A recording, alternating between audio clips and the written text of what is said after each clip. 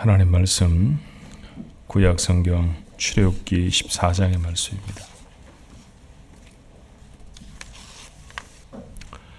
여호와께서 모세에게 이르시되 내 손을 바다 위로 내밀어 물이 애굽 사람들과 그 병거들과 마병들 위에 다시 흐르게 하라 하시니 모세가 곧 손을 바다 위로 내어 밀매 새벽에 미쳐 바다의 그 세력이 회복된지라.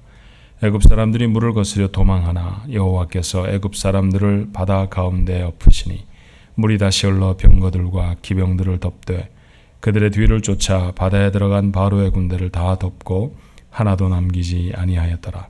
그러나 이스라엘 자손은 바다 가운데 육지로 행하였고 물이 좌우에 벽이 되었었더라.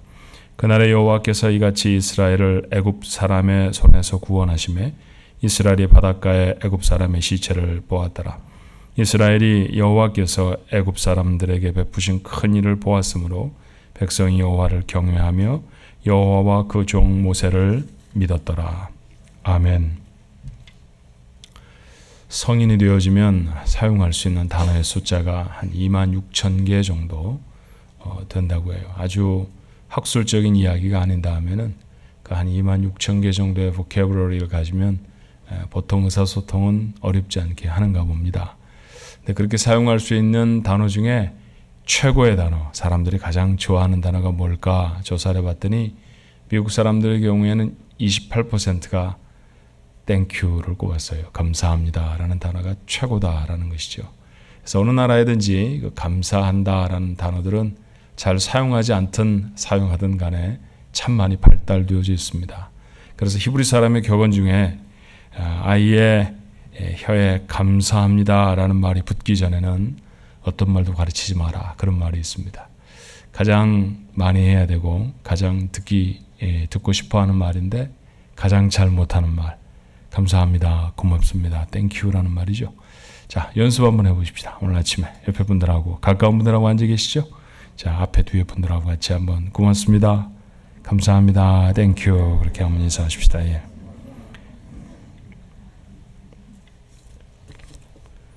뭐가 땡큐야 이러고 쳐다보는 분들 갑자기 왜 아침에 땡큐를 하래. 근데 늘 교회에서 이렇게 신앙생활을 하면서 그게 훈련되지 않으면 여러분 일상생활 속에서 할 수가 없어요, 그죠? 그래서 아침에 인사로라도 땡큐, 감사합니다 이런 얘기를 하면 참 좋겠다 하는 생각이 들었습니다. 루비콘이라는 강은 지금도 흐르고 있는 이탈리아 북부의 강입니다. 동쪽으로 이렇게 흘러내려서 아드리아해로 흘러가는 별로 크지 않은 강인데 이탈리아와 프랑스의 경계를 이루죠. 알프스 자락에서 흐르기 때문에 옛날에는 프랑스 지방도 갈리아라는 이름으로 이탈리아가 로마 제국이 다 다스렸습니다. 그런데 그 사이를 지나고 있는 강이 유명해진 것은 카이사르, 우리가 옛날에는 시저라고 배웠나요? 그 사람 때문이죠. 기원전 49년에 1월 달이었습니다. 카이사르가 군대를 이끌고 로마로 돌아옵니다.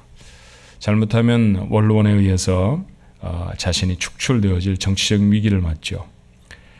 군대를 이끌고 들어가서 쿠데타에 성공하면 황제의 버금가는 자리를 갖게 되어지는 것이고, 만약 그것을 성공하지 못하면 군대를 데리고 로마 도시로 입성했다라는 죄목으로 그는 처형당할 것입니다. 루비콘 강 앞에서 고민을 해요.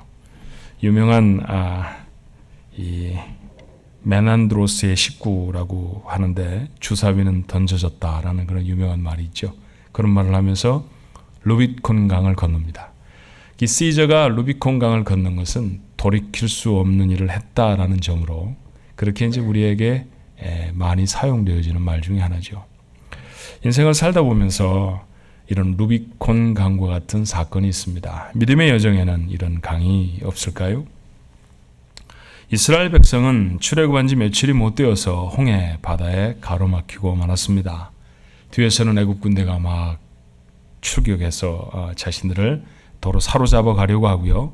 앞으로 나아가자니 길이 없습니다. 뒤로 돌이키면 전쟁을 해야 하는데 이길 자신이 없고요. 이러지도 저러지도 못하는 이스라엘 백성이 혼돈에 빠졌죠.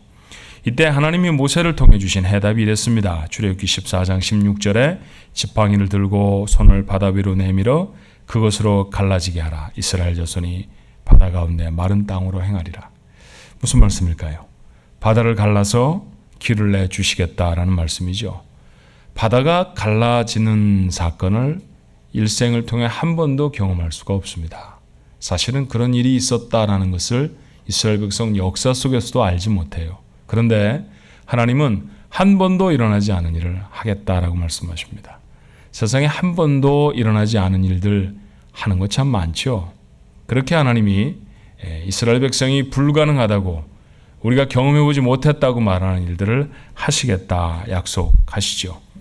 자, 모세는 하나님의 명령대로 바다를 향해서 손을 내밀었습니다. 그리고 하나님은 하나님의 약속대로 바다를 가르셨습니다. 21절입니다. 모세가 바다 위로 손을 내어 밀매 여호와께서 큰 동풍으로 밤새도록 바닷물을 물러가게 하시니 물이 갈라져 바다가 마른 땅이 되었다. 이스라엘 백성은 바다가 갈라져서 만들어낸 그 길로 홍해를 건넙니다. 이때의 광경을 성경은 이렇게 기록하지요. 22절의 말씀입니다. 이스라엘 자손이 바다 가운데 육지로 행하고 물은 그들의 좌우에 벽이 되었다라고 말이죠. 어마어마한 기적이었어요. 한 번도 경험해보지 못한 일들을 경험하고 있습니다. 하나님은 애굽 군대가 그 길로 이스라엘 백성을 뒤따라오지 못하도록 구름 기둥이 이스라엘 백성의 뒤로 움직이셔서 추격해오는 애굽 군대와 이스라엘 백성 사이를 막아쓰셨어요. 안개만 좀 껴도 앞을 발견할 수가 없잖아요. 그런데 구름 기둥이 빽빽하게 이스라엘 백성과 이집트 사람 사이를 막아섰다고 하면 아마 이집트인들이 이스라엘 백성을 추격하기가 쉽지 않았을 것입니다. 자, 이제 이스라엘 백성이 다 홍해를 건넙니다. 꼭 만 하루 만에 되어진 일이거든요. 모두가 다 건넜습니다. 그러니 이스라엘 백성을 인도하던 구름 기둥도 이스라엘 백성과 함께 홍해를 건너갔을 것입니다. 비로소 애굽 사람들이 홍해 가운데 뻥 뚫린 길을 보았어요. 여러분, 홍해는 이집트에서 아주 가까운 바다이죠. 이집트 사람들이 그 바다를 잘 알고 있었을 것입니다. 그곳에 와서 그곳을 보았던 사람들도 적지 않았을 거예요. 근데 길이 만들어졌습니다. 얼마나 깜짝 놀랄 사건일까요? 한 번쯤 생각해 봐야 옳습니다. 이상한 일이 일어났네. 야, 이거 처음 보는 일인데? 이거 대단한 일이야. 이거 누가 이런 일을 했을까? 라는 것들을 좀 생각했어야 옳습니다. 그런데 흥분한 군대는 그렇게 생각할 여유가 없었던 것 같아요. 23절의 말씀에 보니 애굽 사람들과 바로의 말들, 병거들과 그 마병이 다 그 뒤를 뒤쫓아 바다 가운데로 들어왔습니다. 이집트 사람들의 입장에서는 자기들을 위한 길인지 아닌지도 모르고 그들은 갈라진 바닷길로 쏟아 들어왔던 것이죠. 그리고 다시 한번 엄청난 재앙을 당했습니다. 그들이 당한 재앙이 어떤 것인가? 하나님의 말씀은 이렇게 적지요. 출애굽기 14장 27절로 28절의 말씀입니다. 모세가 곧 손을 바다 위로 내어 밀매 새벽에 미쳐 바다의 그 세력이 회복된지라 바다가 다시 합쳐졌다. 그런 뜻이죠. 애굽 사람들이 물을 거스려 도망하나 여호와께서 애굽 사람들을 바다 가운데 엎으시니 물이 다시 흘러 병거들과 기병들을 엎되 그들의 뒤를 쫓아 바다에 들어간 바로의 군대를 다 덮고 하나도 남기지 아니하였더라. 추격하던 애굽 군대는 홍해를 건널 수가 없었습니다. 그곳에서 몰살당하고 말았어요. 이집트는 굉장히 큰 나라였습니다. 당시만 해도 피라미드를 만들고 스핑크스를 세워놓을 정도로 대단한 그런 건축 기술을 자랑하던 그 지역에서 그만한 능력 있는 국가를 찾아볼 수 없는 강대국이었습니다. 그런데 이 시점을 이후로 이집트는 역사에서 자취를 감춰버립니다. 군대를 다 잃어버렸죠. 그리고 그곳의 장정들을 다 잃어버렸습니다. 어쩌면 왕도 죽었을지 모르죠. 자, 그런 참담한 패배를 다시 한번 이집트 사람들이 경험하게 되어졌어요. 여러분, 이 홍해의 사건이 이스라엘 백성이 홍해를 건너게 하시고 뒤따라오던 애굽 군대는 다 홍해에 수장되어진 이 홍해를 가르셔서 하나님이 이스라엘 백성을 구원하신 이 사건이 우리에게 무엇을 가르치고 있을까요? 우리의 영적 삶에 있어서 중요한 몇 가지를 교훈하고 있습니다. 자, 바울은 고린도 교회에 보내는 편지를 통해서 이렇게 가르쳐요. 고린도전서 10장 2절의 말씀이죠. 모세에게 속하여 다 구름과 바다에서 세례를 받고, 여러분 차근차근 생각해 보십시다. 세례라는 것은 사람의 머리에 물을 뿌리든지 아니면 그 사람의 몸이 물에 담구어지는 예식입니다. 그렇게 해서 그의 죄가 다 씻어졌다, 이런 것들을 뜻하는 예식이죠. 그런데 모세의 전 생애를 통해서 이스라엘 백성에게 이런 예식을 행한 적이 없어요. 사실은 구약 성경의 맨 앞부분 5권의 책은 모세의 저작이잖아요. 그래서 모세와 이스라엘 백성이 어떻게 했는지에 관해서, 어떻게 같이 역사를 이루어갔는지에 관해서 비교적 소상하게 기록하고 있습니다. 그래서 모세가 행했던 공적인 삶에 관해 우리는 참 많은 부분을 알고 있어요. 그러나 단 한 줄도 모세가 이스라엘 백성에게 세례를 베풀었다거나 이스라엘 백성 전체가 어떤 곳에선가 세례를 받기 위해 무슨 예식을 치루었다, 이런 이야기들을 우리는 보거나 들은 적이 없습니다. 그런데 모세에게 속한 백성이 바다에서 다 세례를 받았다고 하면, 세례라는 것은 물에 담겨지는 것이죠. 물이 뿌려지는 것이죠. 이스라엘 백성 모두에게 다 물이 뿌려지든지 아니면 물에 담겨지는 사건이라고 하면, 그것은 그 민족 전체가 홍해를 건넌 사건밖에는 없습니다. 그렇다고 하면 성경은 우리에게 뭐라고 말하는 걸까요? 홍해를 건너는 사건은 이스라엘 백성이 민족의 단위로 세례를 받은 것이라는 가르침이죠. 역사상 가장 큰 대규모 세례식이었습니다. 여러분, 우리가 아는 세례라는 것은 무엇입니까? 구원받은 하나님의 백성에게 물을 뿌리거나 물에 잠기게 해서 그의 죄를 씻고 하나님의 백성이 되어졌다라고 하는 선언입니다. 세례를 받기 전에는 세상의 사람이었죠. 세상의 종이었습니다. 죄의 종이었습니다. 그런데 그가 세례를 받은 이후에는 하나님의 백성, 의의 사람이 되어졌다라고 하는 선언입니다.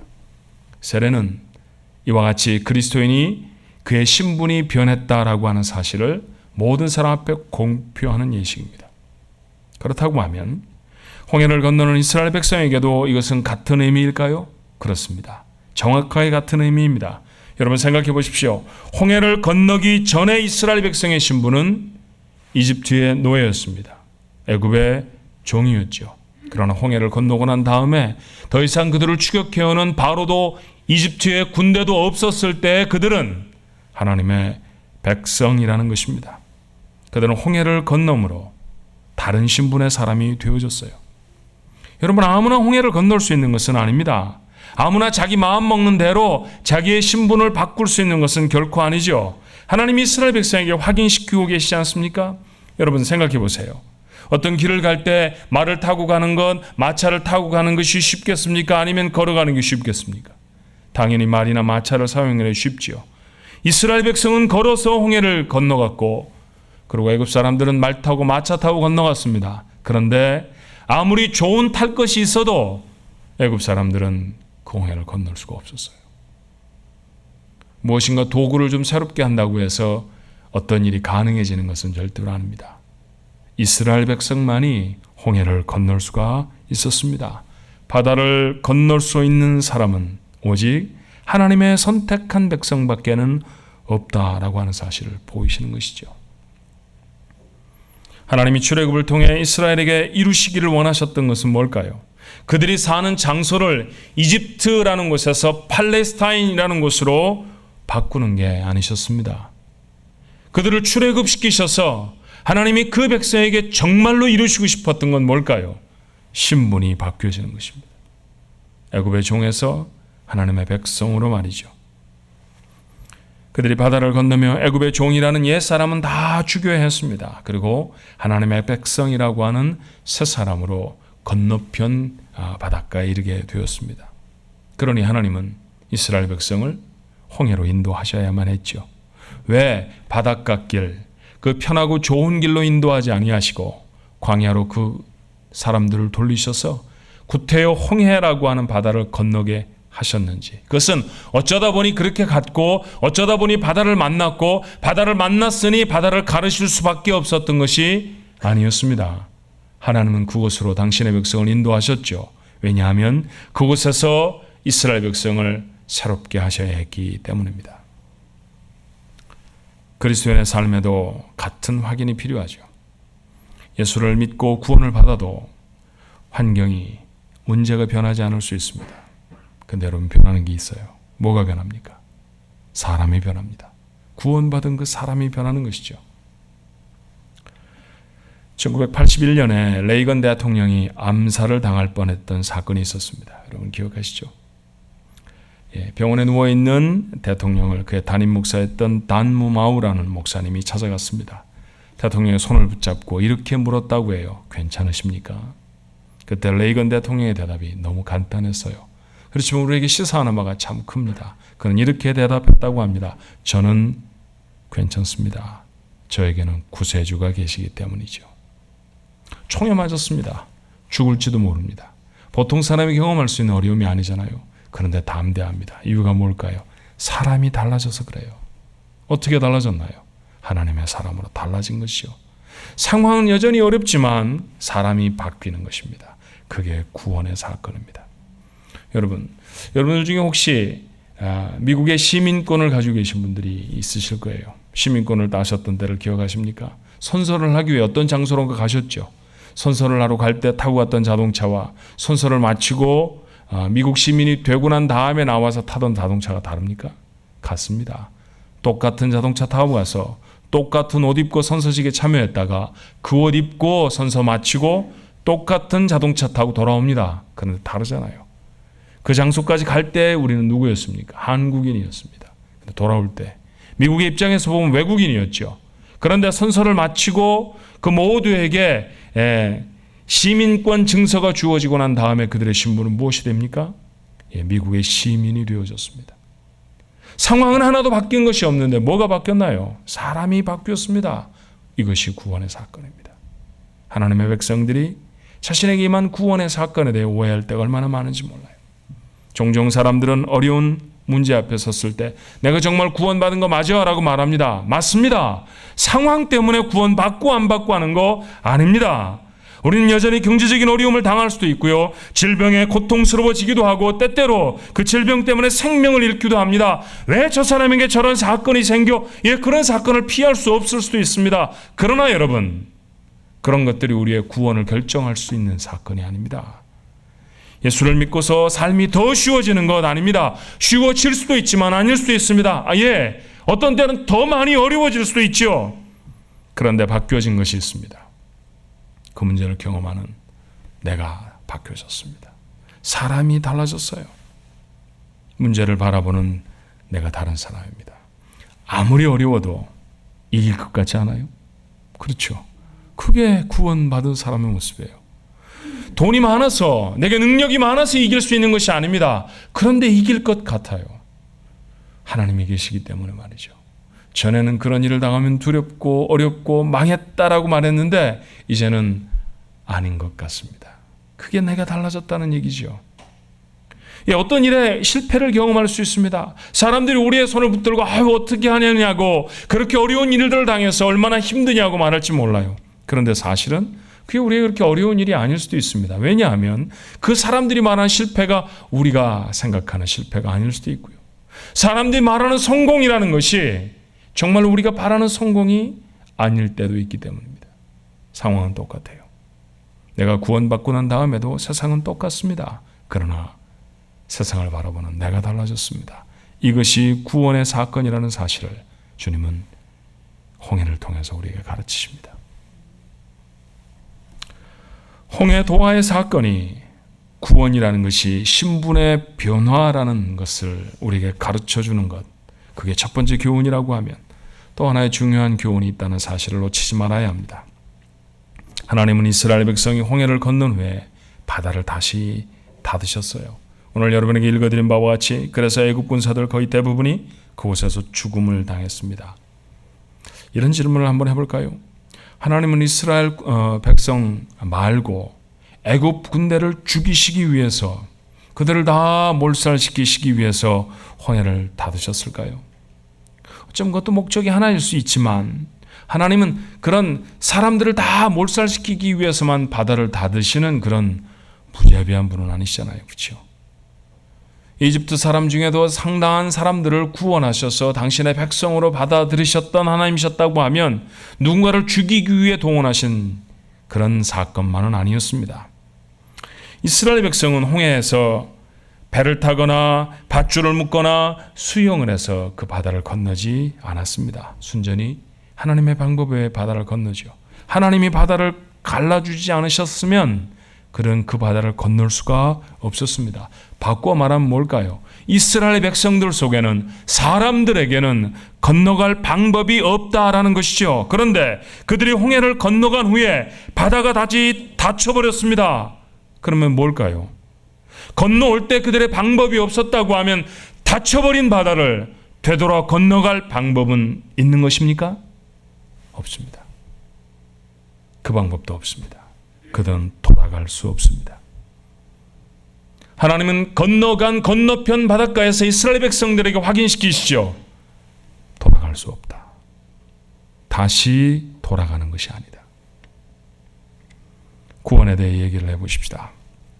구원받은 사람이 구원받기 전의 사람으로 돌아갈 수 있나요? 돌아갈 수 없습니다. 하나님이 돌려보내지 않는 한, 하나님이 그 인생을 포기하지 않으시는 한 이전의 신분으로 돌아갈 수 없습니다. 기억하셔야 합니다. 구원은 돌이킬 수 있는 사건이 아닙니다. 우리의 인생의 여정에서 다시 건널 수 없는 루비콘 강이라는 사실을 기억해야 합니다. 근데 여러분, 이스라엘 백성은 이런 삶을 어떻게 살았나요? 홍해를 건너고 난 다음에도 여행이 고단하면, 고기가 먹고 싶으면, 지도자에 대한 불평이 생기면 늘 그들이 했던 단골 메뉴는 무엇이었습니까? 괜히 애굽에서 나온 것 같아. 그냥 애굽으로 돌아갔으면 좋겠어. 그런 것이었습니다. 돌아갈 수 없습니다. 하나님이 보여주신 강력한 메시지가 그들에게 있었죠. 닫혀버린 바다를 바라보면서 야, 애굽 군사가 다 죽었다, 이렇게 생각하는 사람은 조금 수준이 낮은 사람입니다. 이스라엘의 지도자들은 다 알았을 것입니다. 이제는 돌아갈 수 없다. 이제는 가나안 땅으로 가는 것밖에는 없다. 그것 깨닫는 것이죠. 하나님이 그들에게 눈앞에 보여주셨습니다. 그럼에도 불구하고 그들은 후회하고 원망했죠. 결과가 무엇이었나요? 바울은 그들의 결과를 이렇게 적어요. 고린도서 10장 10절에 그들 가운데 어떤 사람들이 원망하다가 멸망시키는 자에게 멸망하였나니 너희는 그들과 같이 원망하지 말라. 광야를 지나가던 이스라엘 백성의 삶이었습니다. 하나님이 주셨던 출애굽의 놀라운 사건을 경험했습니다. 그런데 돌아가고 싶어, 돌아가야 할 것 같아, 돌아갈 수 없는 길에 대해서 늘 그렇게 원망하며 살았던 백성들이 그 땅에서 망했다는 것이죠. 아무도 가나안 땅에 들어갈 수 없었습니다. 구원의 놀라운 축복을 그들은 경험할 수 없었다라는 것이죠. 사랑하는 성도 여러분, 우리의 마음속에 확인할 수 있어야 합니다. 구원의 사건을 경험하고도 옛삶을 버리지 못한 우리도 마찬가지일 수 있다라는 것이죠. 처음 구원받으셨을 때 기억하십니까? 하나님이 계신 것 같고, 하나님이 내 마음을 만지신 것 같고, 내가 하나님의 백성이 된 것 같았던, 그렇게 내가 구원을 체험하고 경험했던 그 순간들이 어쩌면 우리의 인생 속에 있을지 모릅니다. 그러고 나서 여러분 무엇을 하셨나요? 성경을 열심히 읽었죠. 내가 하나님의 말씀을 읽어야 돼. 기도도 하셨을 것입니다. 악한 행실도 버리고요, 전과는 다르게 착하게 살았을 것입니다. 어쩌면 자기 화장대 앞에, 책상 앞에 착하게 살자 이렇게 써붙여놨을지도 몰라요. 그런데 항상 그렇게 살 수 있는 건 아니었죠. 늘 하나님의 말씀처럼 늘 거룩하게 그렇게 살 수 있었다고 하면 참 좋았을 터인데 그렇게 살지를 못했을 때가 있었습니다. 때때로 실패합니다. 죄를 짓기도 했습니다. 어떤 때는 원망도 했죠. 그렇게 몇 번을 해도 돌아보니 큰 문제가 생기지 않습니다. 그죠? 주일에 교회 몇 주 정도 안 빠져도 하늘에 날벼락이 쳐서 벼락을 맞지 않더라고요. 그렇죠? 아무 일도 생기지 않습니다. 거짓말을 좀 해도 입이 마비가 되질 않더라고요. 남에게 좀 어려운 일을 해도 하나님이 나에게 그대로 10배로 나를 갚아주시지 않았습니다. 그래서 우리는 자신이 점점 생기게 되죠. 이렇게 사는 건가 봐. 슬쩍슬쩍 죄를 저질러도, 슬쩍슬쩍 하나님 앞에 잘못된 삶을 살아도 괜찮은 건가 봐. 우리는 그렇게 적당히 세속적인 그리스도인이 되고 말았습니다. 타성에 빠져버린 것이죠. 타성이라는 말을 종종 합니다. 그런데 이것을 심리학적으로 정의를 하면 주변에 새로운 사물이나 자극이 생기면 처음에는 그것을 강하게 인식하다가 시간이 지나가면 익숙해져 버린다라는 개념으로 정리할 수 있을 거예요. 예를 들어서 손목시계를 처음 차면 내가 시계를 찼다라고 하는 것을 처음에는 압니다. 손목이 묵직해지니까 말이죠. 그런데 하루 종일 손목시계를 차고 다니면 저녁에는 내가 시계를 찼는지 안 찼는지도 잘 몰라요. 어떨 때 너무 급하고 분주해서 손목시계를 찬 채 잠이 들고 나면요, 그 다음날 아침에 다른 손목시계 차고 나옵니다. 그래서 왜 시계가 두 개지? 이렇게 볼 때도 저만 그런가요? 새 집에 이사를 가면 사람들은 보통 이 집을 수리해야 될 목록들을 쭉 적습니다. 이건 이렇게 고쳐야 돼. 커튼을 이렇게 바꿔야 되고, 저 색깔을 이렇게 바꿔야 되고, 그렇게 목록을 쭉 적죠. 적어놓은 대로 한 번에 다 할 수 있으면 좋겠는데 못할 때가 있잖아요. 그래서 시간이 좀 걸립니다. 5년쯤 지나고 나면 하나도 불편하지 않습니다. 그때 다시 목록을 들여다봐도 안 해도 괜찮을 것 같아요. 괜찮은데 왜요? 익숙해져 버렸기 때문입니다. 타성에 젖어 버리게 된 것이죠. 인생의 가장 큰 도전의 하나는 영적인 타성과 싸우는 것입니다. 우리는 어느 사이에 홍해를 건너기 전에 애굽 사람 그 종으로 살던 때의 삶으로 살아가고 있습니다. 스스로 생각해 보면 그런 대로 잘 믿는 것 같아요. 그런데 예수님은 우리에게 말씀하시죠. 내가 온 곳은 너희가 그럭저럭 살라고 온 것이다. 그렇게 말씀하시나요? 너희가 그럭저럭 살라고 나는 너희를 위해 십자가를 진다. 그런 얘기입니까? 그런 얘기 가능하지 않습니다. 그럭저럭 사는 것처럼 주님의 십자가를 욕되게 하는 것은 없습니다. 자신의 구원받은 삶의 신분을 그것처럼 망각하고 사는 것도 없을 것입니다. 그렇게 살다가는 가나안 땅을 경험하지도 못하고 광야에서 망해버릴 것입니다. 신분은 하나님의 백성이지만 그 백성이 누릴 축복의 땅을 경험하지 못하고 광야에서 그의 삶을 마친다고 하면 얼마나 안타까운 삶일까요? 홍해를 건넌 두 번째 교훈은 우리의 옛 신분은 다 죽었고 그리로 다시 돌아갈 수 없다라고 하는 사실입니다. 믿음의 삶을 결단해야 합니다. 취소될 수 없는 하나님의 백성의 신분이라고 하면 그 신분대로 살아가야 합니다.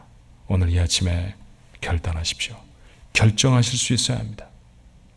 영어에서 결심하다에 해당되는 단어는 decide라는 단어입니다. decide라는 단어를 나누어 보면 무엇으로부터라는 뜻을 가지고 있는 from이라는 뜻을 갖고 있는 D라는 말과 to cut이라고 하는 잘라내다라는 의미를 가지고 있는 side라는 말의 합성어입니다. 결심하다라는 게 무슨 뜻입니까? 여러분 이 단어를 통해서 우리가 확인할 수 있는 게 뭡니까? 결단은 선택의 행위가 아닙니다. 이것을 할까 이것을 선택하는, 이것을 취하는 행위가 아닙니다. 다른 것을 버리는 행위입니다. 다른 것을 잘라내지 않으면 여러분 아무것도 선택할 수 없습니다. 옛삶을 버리십시오. 그게 먼저입니다. 그래야 새 삶이 시작이 되어집니다. 새로운 신분임에도 불구하고 여전히 세속적인, 여전히 참 갑갑한, 여전히 참 그렇고 그런 세상 사람의 모습으로 산다고 하면 여러분은 광야를 지나가는 하나님의 백성이라는 이름을 가지고 있으면서도 여전히 애굽의 노예 근성을 버리지 못한 사람 아닙니까? 그렇게 살아갈 수 없다라는 것이죠. 하나님이 원하시지 아니하는 옛 삶은 무엇일까요? 하나님이 내게서 cut off, 잘라내기를 원하시는 삶들은 어떤 것입니까? 포기하셔야 합니다. 그것들을 내려놓아야 비로소 새로운 삶이 가능해지죠. 그렇게 새로운 삶을 살아야 새로운 땅 가나안이 여러분의 것일 수 있습니다. 구원받은 사람의 삶으로 결단하며 사십시오. 하나님 앞에 우리에게 주신 놀라운 은혜, 하나님이 허락하신 자기 아들을 희생하시며 세우신 새로운 생명, 그 생명이 값을 발할 수 있도록 여러분이 온전한 새로운 인생을 결단하며 살아가시길 주님의 이름으로 축원합니다. 기도하십시다. 돌아갈 수 없는 길을 돌아갈 수 있다고 생각했습니다. 구원을 받고도 옛날처럼 욕심을 부릴 수 있다고 생각했고, 구원받은 하나님의 백성이 되고도 누군가를 비난하는 못된 입술을 가져도 괜찮다고 생각을 했었습니다. 이게 얼마나 맞지 않는 삶인지 모릅니다. 성경을 통해 수없이 옛삶을 벗어버리고 새 삶을 입어라, 새로운 삶이 되어야 한다, 수도 없이 읽고 들었습니다. 아버지 하나님, 그럼에도 결단을 미루고 있었던 것은 우리에게 들러붙어 있는 애굽 노예의 근성입니다. 하나님, 내려놓게 하옵소서. 잘라버리게 하여 주시옵소서. 하나님 앞에 새로워지게 하여 주옵소서. 홍해를 건넌 자들입니다. 옛 신분을 홍해에 다 내려놓고 새로운 신분으로 바다를 건너온 사람들입니다. 하나님 아버지, 그리하였으니 이제는 하나님이 원하시는 삶을 결단하며 살아가게 하여 주옵소서. 우리가 취할 수 없는 삶들이 있습니다. 우리가 가지 못할 곳이 있습니다. 우리가 하지 말아야 할 생각들이 있습니다. 내 몫의 삶이 아닙니다. 내려놓을 수 있게 하옵소서. 그럴 때 우리가 한 번도 경험해 보지 못했던 새로운 삶의 생각들, 새로운 삶의 기적들 경험하게 될 줄로 믿습니다. 광야를 방황하다가 그 땅에서 자신의 육체를 내려놓았던 불쌍한 이스라엘 백성의 출애굽 첫 번째 세대의 모습과 같지 않게 하옵소서. 하나님이 원하시는 가나안까지 이룰 수 있도록, 그래서 그 놀라운 축복의 땅을 경험할 수 있도록 하나님, 저희가 믿음으로 하나님 앞에 결단하는 귀한 아침 되게 하옵소서. 예수님 이름으로 기도하옵나이다. 아멘.